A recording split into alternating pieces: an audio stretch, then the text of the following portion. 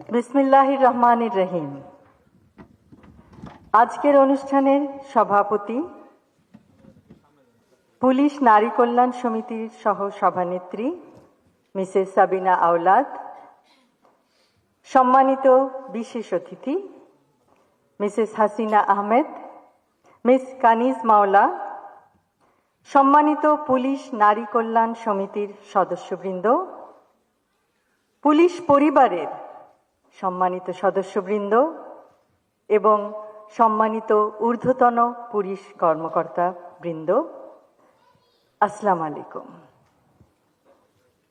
প্রথমেই শ্রদ্ধা ভরে স্মরণ করছি শহীদ রাষ্ট্রপতি জিয়াউর রহমান এবং আপসহীন দেশনেত্রী বেগম খালেদা জিয়াকে। আজ পুলিশ নারী কল্যাণ সমিতির আয়োজিত এই অনুষ্ঠানে উপস্থিত থাকতে পেরে আমার খুবই ভালো লাগছে। অভিনন্দন জানাই সকল সদস্যকে তাদের নিরলস প্রচেষ্টায় সমাজের বিভিন্ন পর্যায়ে অবদান রাখার জন্য। আপনারা আপনাদের কর্মের মাধ্যমে আগামীর প্রজন্মকে সমাজে অবদান রাখার পথ দেখিয়ে দিতে সহায়তা করছেন।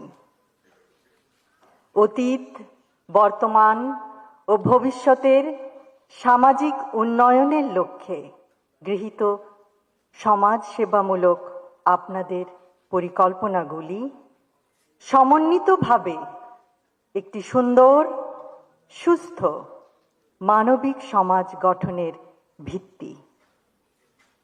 আমরা সকলে যদি নিজ নিজ ক্ষেত্রে কাঙ্ক্ষিত সমাজ গঠনে অবদান রাখি, তাহলে নিশ্চয়ই সেটি বাস্তবায়ন করা সম্ভব ইনশাআল্লাহ। নারীরা পরিবার ও সামাজিক উন্নয়নের ক্ষেত্রে কেন্দ্রে থেকে স্বাস্থ্য, গ্রামীণ উন্নয়নে অংশ নিতে পারে। কন্যা শিশুদের নিরাপত্তা ও সুন্দর মানবিক বিকাশ নিশ্চিত করার মাধ্যমে প্রতিটি মেয়ে যে ভবিষ্যৎ নিজের জন্য গড়তে চায়, সেই পথে রাষ্ট্র ব্যবস্থা প্রতিবন্ধকতা সৃষ্টির পরিবর্তে তা এগিয়ে নেবে। স্বনির্ভরতার লক্ষ্যে ক্ষুদ্র, কুটির ও মাঝারি শিল্পে যোগ্যতার ভিত্তিতে নারী উদ্যোক্তাদের উৎসাহ প্রদান, যেমন প্রয়োজনীয় প্রশিক্ষণ এবং ডেভেলপমেন্ট ও মার্কেটিং সাপোর্ট প্রদান।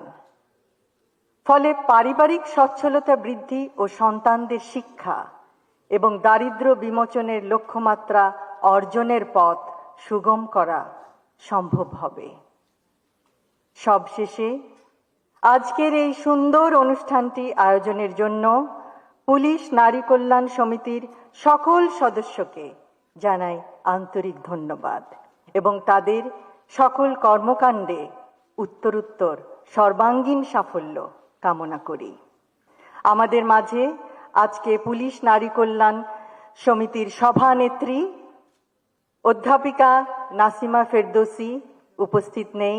আমরা তার আশু রোগ মুক্তি কামনা করছি মহান আল্লাহ তাআলার কাছে। সকলকে ধন্যবাদ। আল্লাহ হাফেজ।